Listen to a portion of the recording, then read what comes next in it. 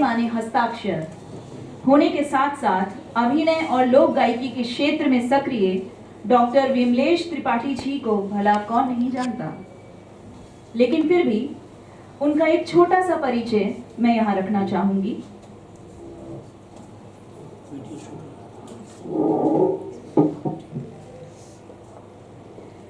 बिहार भूमि के पुत्र विमलेश जी पिछले 12 वर्षों से अनहद कोलकाता वेब पत्रिका का संचालन एवं संपादन कर रहे हैं। स्नातक में स्वर्ण पदक विजेता विमलेश जी ने कलकत्ता विश्वविद्यालय से केदारनाथ सिंह जी की कविताओं पर पीएचडी की है और देश की लगभग सभी प्रमुख पत्र पत्रिकाओं में उनकी कविताएं, कहानियां, लेख, समीक्षा आदि प्रकाशित हो चुके हैं। अंबर बक्सरी के नाम से गजलें और गीत लिखने वाले विमलेश जी ने कई लघु फिल्मों की पटकथा और संवाद भी लिखे हैं। उन्होंने कई कविताओं और कहानियों का अंग्रेजी तथा अन्य भारतीय तथा विदेशी भाषाओं में अनुवाद भी किया है।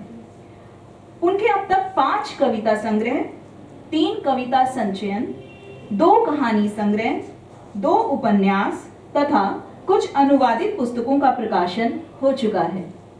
उन्हें भारतीय ज्ञानपीठ नवलेखन पुरस्कार, ठाकुर पूरण सिंह स्मृति सूत्र सम्मान, राजीव गांधी एक्सीलेंट पुरस्कार, भारतीय भाषा परिषद युवा पुरस्कार, राहुल सांस्कृत्यायन पुरस्कार तथा नवारुण भट्टाचार्य सम्मान से सुशोभित किया गया है। अब मैं मंच पर विमलेश जी को तहे दिल से आमंत्रित करना चाहूंगी।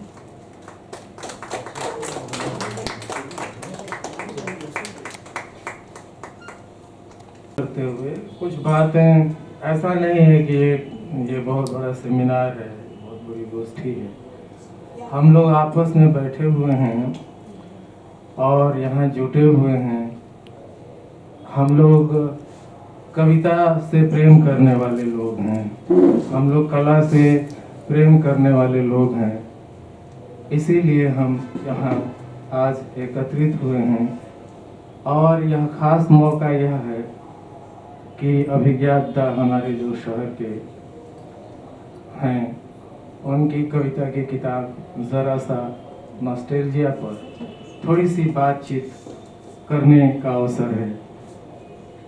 और मंच पे वसुंधरा दी, अनामिका जी, आशुतोष दा आए हुए हैं वाराणसी से एक डॉक्यूमेंट्री फिल्म के सिलसिले में।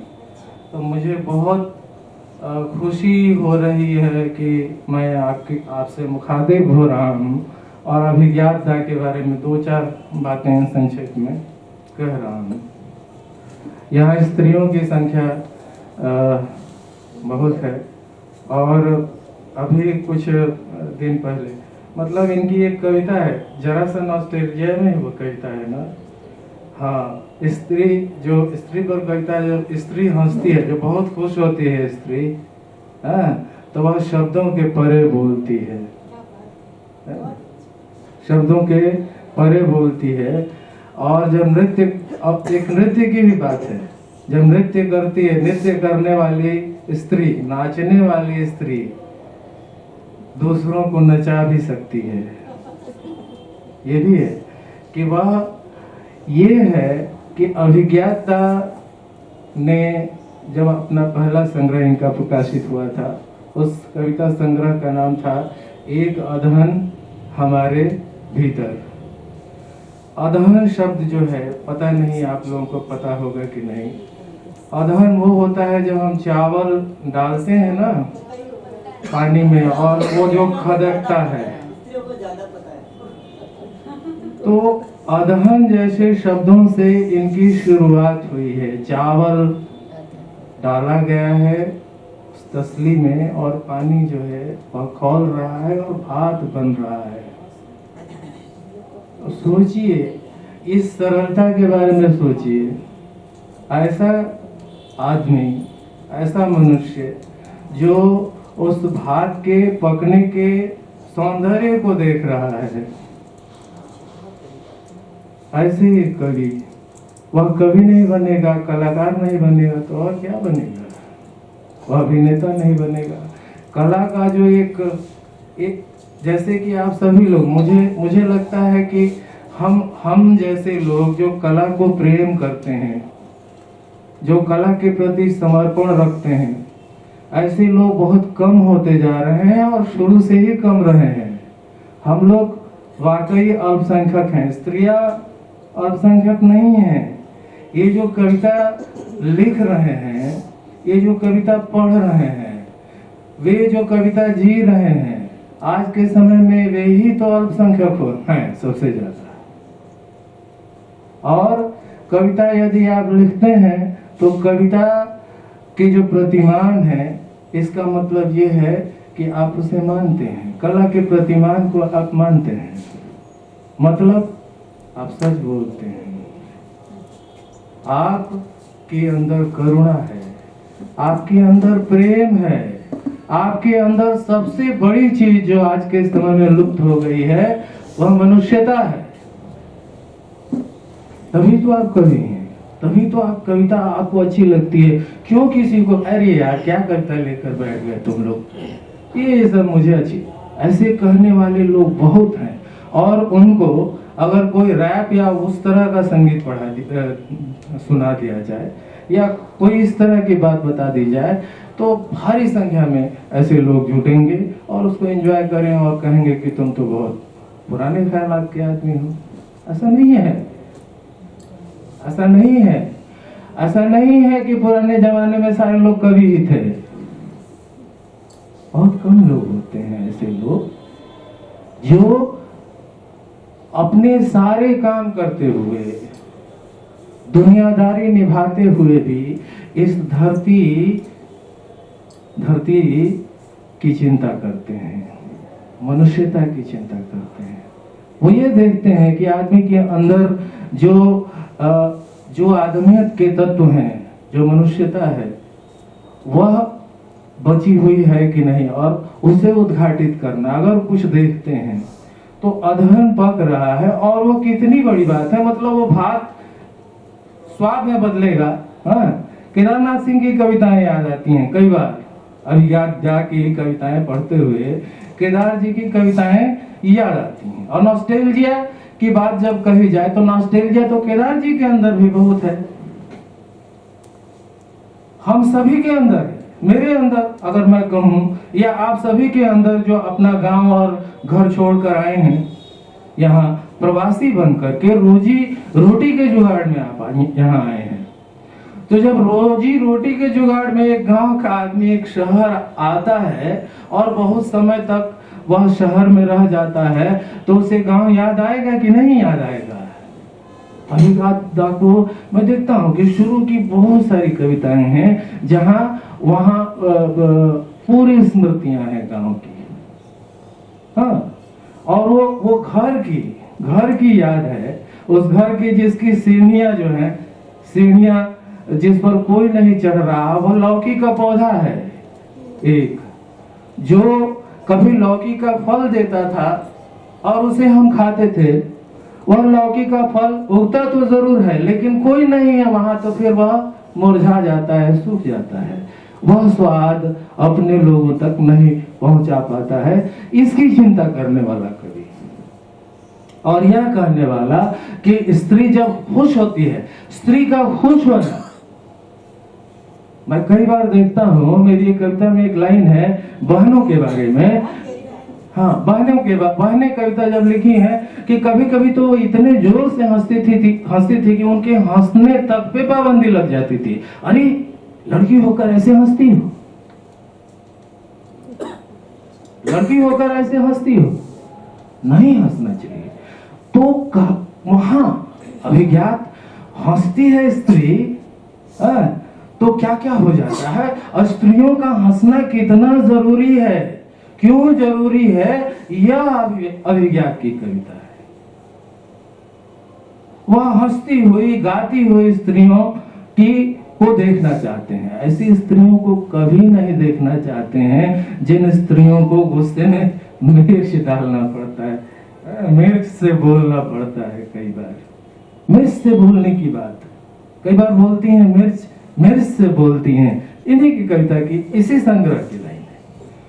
मतलब ये कि सदियों से जिन स्त्रियों को हमारे साथ चलना था, हमारे साथ हंसना था, हमारे साथ बोलना था, साहचर्यगत प्रेम के साथ आगे बढ़ना था, उनको एक साजिश के तहत जो है कह दिया गया कि भाई ये तो आपका ही काम है, हमारा काम तो दूसरा है। और स्त्री विमर्श उभर करके जब आया तो क्यों आया, या दलित वाद ही आया तो क्यों आया? इसलिए आया कि वहां अत्याचार था। जैसे बौद्ध दर्शन हमारे भारत में आ गया तो क्यों आ गया? वैदिक धर्म की हिंसा देखिए, हिंसा। इसीलिए बौद्ध धर्म जब आता है तो सबसे बड़ी बात हिंसा की करता है। तो ये खैर, तो मैं ये कह रहा हूं कि वह कविता जो बहुत महत्वपूर्ण है, मैं तो कह रहा था कि सिर्फ इसी कविता पर मैं, ऐसे तो बहुत है, खेल रहे हैं अभिज्ञात और गांव की स्मृतियां इन्हें बहुत परेशान कर रही हैं। उनमें आत्मीयत की बात है और अध्यात्म की बात है। अध्यात्म उस तरह से नहीं, मुझे फिर याद आ रहा है कि ईश्वर की बात जब करते हैं अभिज्ञात, तो उनके लिए वह ईश्वर जो है वह किसी मंदिर में बैठा हुआ ईश्वर नहीं है, वह प्रकृति है, हमें बना रहा है, हंसा रहा है, हमें पाल रहा है, पोस रहा है, ऐसा ईश्वर। ईश्वर को कहते हैं कि तुम कितने लकी, मतलब कितने तकदीर वाला तो वह आदमी है जिसको सब लोग प्यार करते हैं, सभी लोग चाहते हैं। कौन है भाई? कोई नफरत नहीं करता। ईश्वर को कौन नफरत करेगा? तो ईश्वर ऐसे ईश्वर को जो कुछ नहीं चाहता है, जो हमें सुकून देता है, तो जो इस तरह का होगा वो तो खुद ईश्वर भी हो, वह भी ईश्वर हो जाएगा। ऐसा ईश्वर हो जाना, उस रास्ते तक ले जा करके उंगली दिखा करके अभिज्ञात की कविताएं कहती हैं कि देखो ईश्वर बनने का रास्ता जो है इधर से जाता है। ये अभिज्ञात की कविता की ताकत है। एक दूसरी बात मैं ये कहना चाहता हूं कि आज के समकालीन हिंदी कविता को लेकर, अब जैसे आप लोग देख ही रहे हैं, लिखी जा रही हैं, बहुत सारी कविताएं लिखी जा रही हैं। हिंदी की कविता बहुत, लोग कहते हैं कि विश्व कविता बन गई है, अनुवाद हो रहा है, विश्व कविता लिखो। बुद्ध, तुम्हारी हंसी जो नहीं, प्रेम में पड़ी हुई स्त्री जब हंसती है तो उसकी हंसी बुद्ध की हंसी की तरह लगती है। किसी ने लिखा था, ठीक है, यहाँ तक ठीक है। आसमान के बालों में आप खिजार लगाने की बात करते हैं, बड़ी उड़ान भरते हैं, उड़ान भरिए, लेकिन जब आप उड़ान भरते हैं तो ये देखा जाना चाहिए कि उड़ान भरने के बाद आपका पैर कहीं ठहरा हुआ कि नहीं। अभिज्ञात जो है जमीन पर खड़े होकर आसमान को संबोधित करते हैं, हवा में झूल नहीं रहे हैं। अभिज्ञात की कविता की ये ताकत है कि कविता जमीन में धंसा हुआ एक पैर और दूसरा हाथ आसमान को संबोधित करता हुआ, अगर ये कहा जाए तो अभिज्ञात का व्यक्तित्व कवि का बनता है। बहरहाल, तो वो सहजता जो है, आप कविता को कॉम्प्लिकेटेड या पहेली बनाकर बहुत लोग पेश कर रहे हैं और बहुत बड़े कवि हो जा रहे हैं। कविता पहेली नहीं है, पहेलियों के लिए अलग जगह है। हम लोग बचपन में पहेली खेला करते थे, आज भी कई बार बच्चे खेलते हैं। कविता पहेली नहीं है, वह हृदय को जाकर के पींच नहीं करती है, जाकर के थोड़ा सा गुदगुदाती नहीं है, थोड़ा सा हमें मनुष्य नहीं बनाती है, थोड़ा हमें सद्भावना की तरफ, सच की तरफ प्रेरित नहीं करती है। तो ऐसी कविता का क्या मतलब है? अभिज्ञात की कविता इन तमाम चीजों, इन तमाम वस्तुओं की तरफ जाती है और हमें बताती है कि देखो यहाँ से मनुष्यता और ईश्वरत्व का रास्ता खुलता है, तुम यहाँ से तो जा सकते हो। बहरहाल, वो कविता मैं पढ़ता हूँ जो मुझे बहुत पसंद आई है। कौन सी कविता?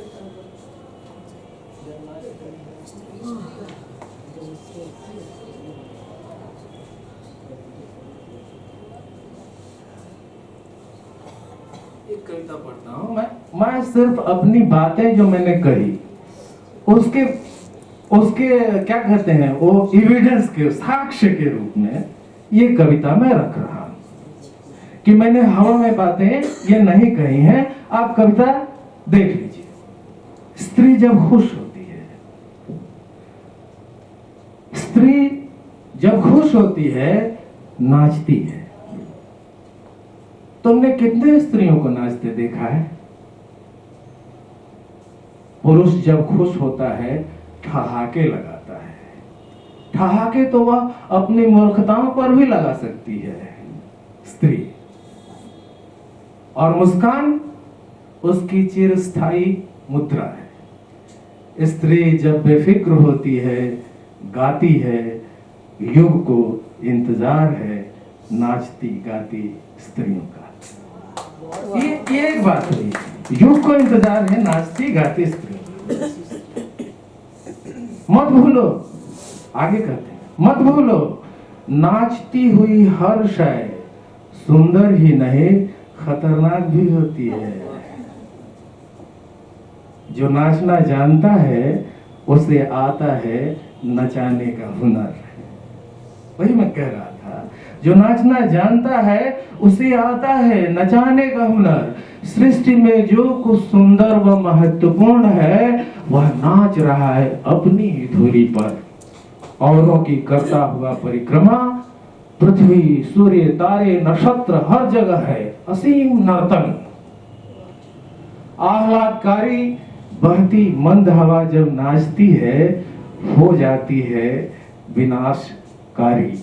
नाचते शिव के तांडव से संतुलन खो बैठता है ब्रह्मांड। स्त्री जब खुश होती है वह शब्दों से परे बोलती है।